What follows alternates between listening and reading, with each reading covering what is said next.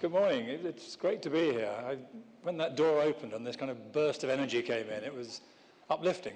It was people jostling each other and chatting. It was rather like the local newspaper who sent a reporter to interview a lady who reached the age of 105. And the reporter asked her an interesting question. She said, "What's the best thing about being 105 years old?" The old lady thought for a bit and she said, "The absence of peer group pressure." Again, it's like the National Health District who tried to up the performance of its maternity hospitals. And they had a notice put in the staff room of the maternity ward saying, "The first 2 hours of life are the most dangerous." And someone with more perspective on life written underneath, "The last two are pretty dodgy too." Definition of young brains and old brains. Young brains are open to change, they're future ready, they're positive, innovative, open to people, they love fun and they're high energy. Old brains are defensive, grumpy, anxious, negative, afraid of change, uncreative and low energy. Young brain companies abound. Innocent Smoothies, Oakley, Google, Virgin, they're all young brain companies. And young brain companies have some massive benefits. They understand society around. They're plugged in to how people feel and react and behave. They're relevant. They tune into demand and opportunities. They're alive. They're innovative. They're on the ball. They're ready to go. Can anybody tell me the biggest selling perfume? No, the biggest selling deodorant for male adolescents in the UK? A brand? Lynx. Perfect. Can anybody tell me the biggest selling perfume for Lynx? Pardon? Chocolate. Chocolate, you think, well, chocolate?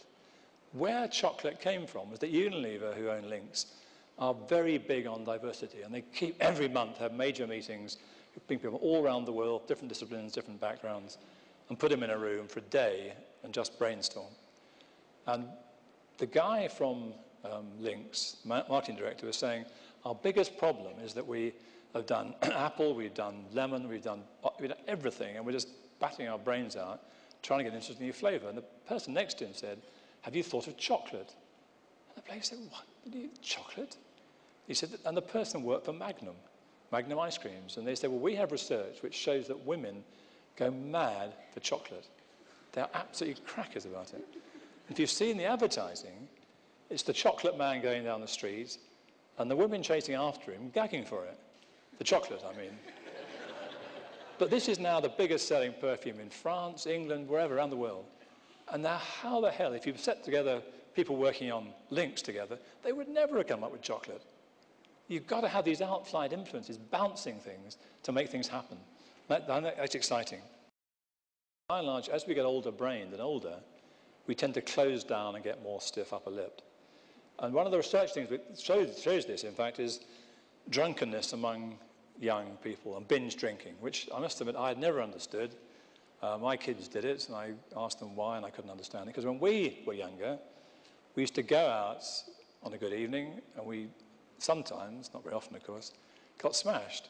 But it was a byproduct of a great evening. It wasn't an intention to stoke up early on and get smashed. And what the research shows, the reason they do this, which is very interesting, is that they want to show trust to their friends. They want to be emotionally vulnerable and totally naked before them, and to show how much they trust each other. So I would challenge you on this, because it's such an important issue, to do what I would call the 24-hour challenge. When I speak badly of somebody, that person is diminished because I've spoken badly of them. This person here I'm speaking is also diminished because they've heard bad things and they're reduced by it. I am diminished because what am I going to say about them when they're out of the room? So there's three people who are diminished. You think well of them, all three are raised up. Now for 24 hours, don't speak ill of anybody. No gossip, nothing negative at all. And every time you find yourself saying something negative, go back and start 24 hours again. And when you can do that, do a week. When you can do a week, do a month. Now, all of you at some point had a dream. And that is crucial because that's what gets the passion going. It's the focus. People buy into it and lead. Martin Luther King said, I have a dream. He didn't say, I have a 3-year plan. I mean, 3-year plans are very boring. Dreams are exciting, people can buy into them, they can bring their hearts to work. The whole thing about SMEs and innovative companies and entrepreneurs is that you can actually get people to bring their hearts to work as well as their brains and their hands. You can get passion going, and that's crucial. So daring to dream is one of the basics of that. And if you've ever met a mountaineer, they are a weird race. And they have this test whereby they hang on by one finger to see how long they hang on for. And it's usually between about 5 and 8 minutes, depending how good they are. But what they also do is to do negative and positive. And you've got to remember that mountaineers are the most strong-minded people you'll ever meet, because they know the figures, 80% of accidents fall when you're coming down the mountain. They know the terror of getting caught in a storm and they want to fall off. And it's the most mentally challenging thing you can imagine. So these guys are tough mentally. And if you do, these guys holding on, if you say yes, yes, yes, yes, yes, you can do it, you're hanging on, you stay, they will go between 20 and 30 seconds longer than if you don't. And if you say, no, you're falling off, you're weakening, between 20 and 30 seconds, shorter time.